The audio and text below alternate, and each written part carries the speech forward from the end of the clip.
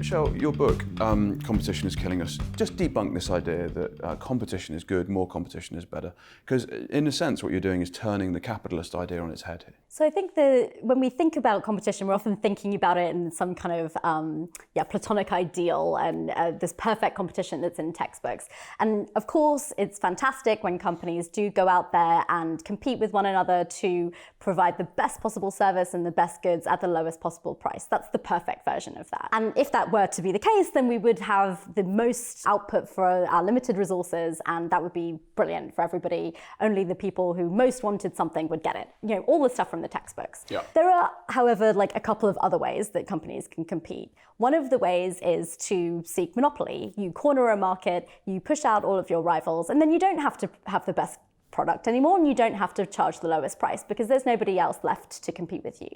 The other way is that you shift as many of the costs that should be costs of your business onto society. So you make sure that you're not really fully paying your labor costs, because actually you're kind of making them, for example, categorized as gig economy, self-employed or whatever. You're not paying your environmental costs. You're cutting corners, and you're making sure that basically the communities that are living near the factory that you're producing your Teflon in have their water be poisoned, and in West Virginia, as happened with DuPont. So you're able to shift those costs off your balance sheet and onto society, and that means that you're able to offer a lower price because you haven't actually paid for the full cost of your production.